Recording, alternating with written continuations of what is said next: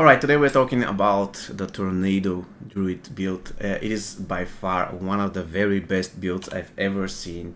It is only debatable, in my opinion, whether it is better than Shred when it comes to the farming speed. If you want to run regular dungeons, whether Shred is better or whether Tornado Wolf is better, because currently this build is so much better compared to Shred when it comes to running high tier dungeons. My all-time best I believe was 78, and I could do much better. The problem with me is that I have super bad rolls on my, not super bad, let's say like 30 or 40% of what I could do when it comes to rolling the correct stats on my 2 rings, amulet and offhand, which is really important to have the correct ones. I built this specific druid build around debilitating roll as my second defensive skill. Usually people would like to use a cyclone armor, however I don't really like cyclone armor, and debilitating roll gives you so much tankiness you cannot even imagine.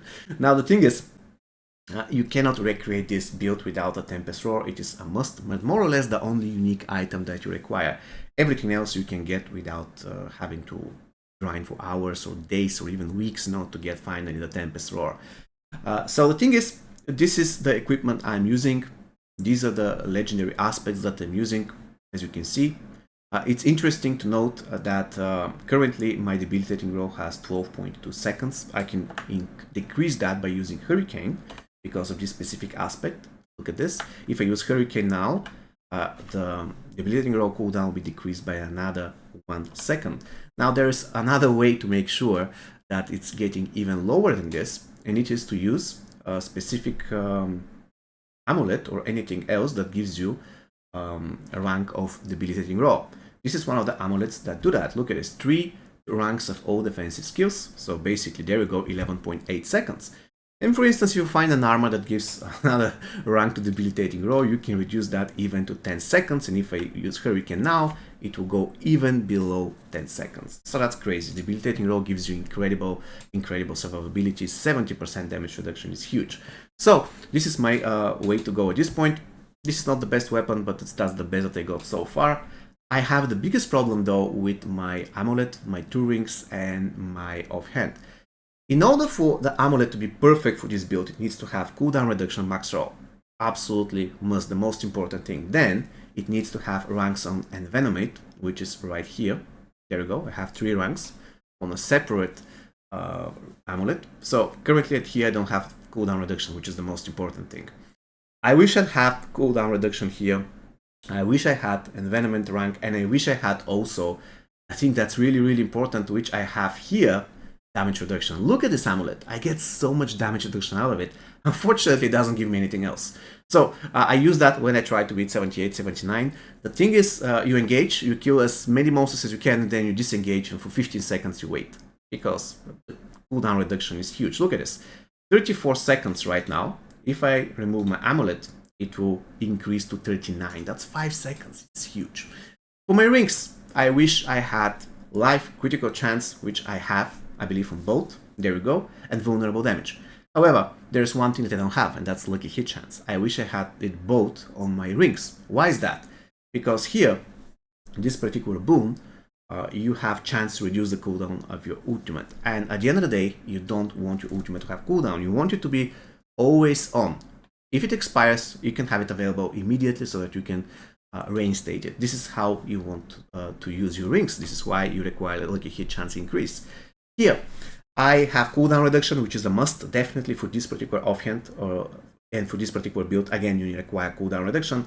Critical chance is okay. However, here I'm missing damage reduction, which is unfortunate. So, as you can see, my gear is far from being perfect. I would say my armor is okay. My pants are okay. They might be better, but still.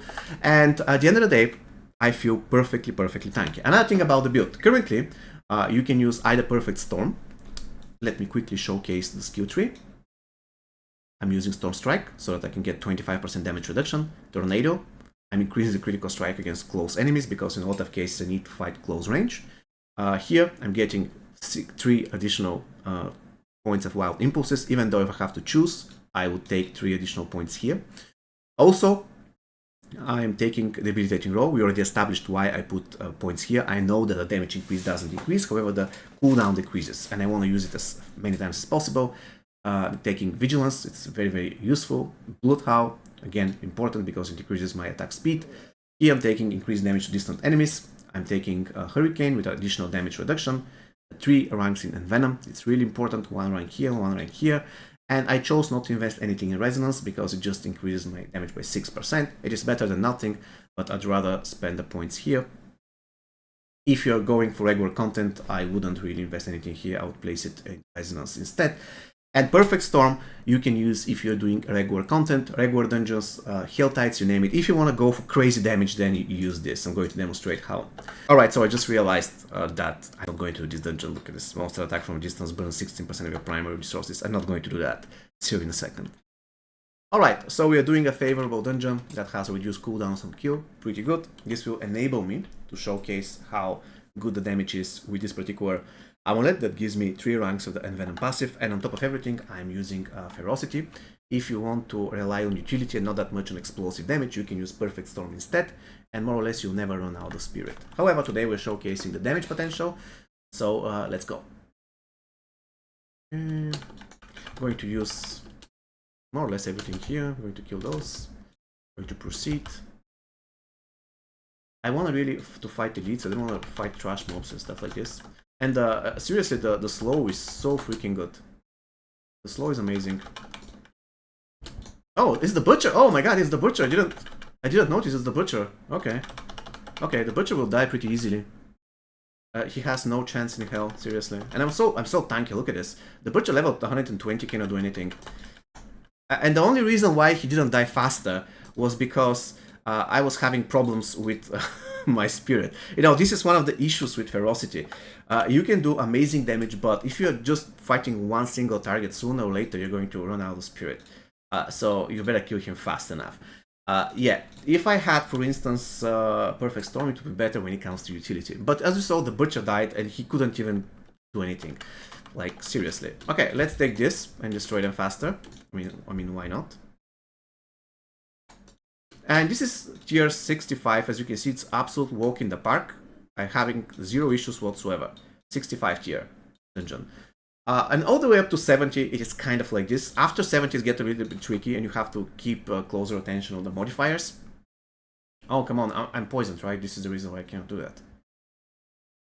Okay, finally. There's one more runestone.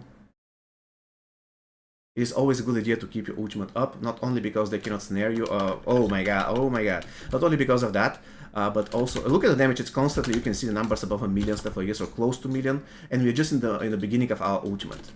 So, I mean, the more my ultimate is on, the more damage I'm going to do. But already the damage is above 1 million, and this is thanks to the Ferocity. However, as you can see, my spirit is also not really healthy at this point. At the same time, if I'm using Nature Fury, my spirit will be always like very high. So this is the price you have to pay for these numbers above 1 million. Oh my god! Yeah, this is how usually you die. Alright, the boss is dead. So more or less that's it. As you can see, this build is extremely easy to play if you want to push Nightmare Dungeons. That was 67, actually no, it was 65. There was not a problem here at all after kill the butcher. And after we died to the poison explosion.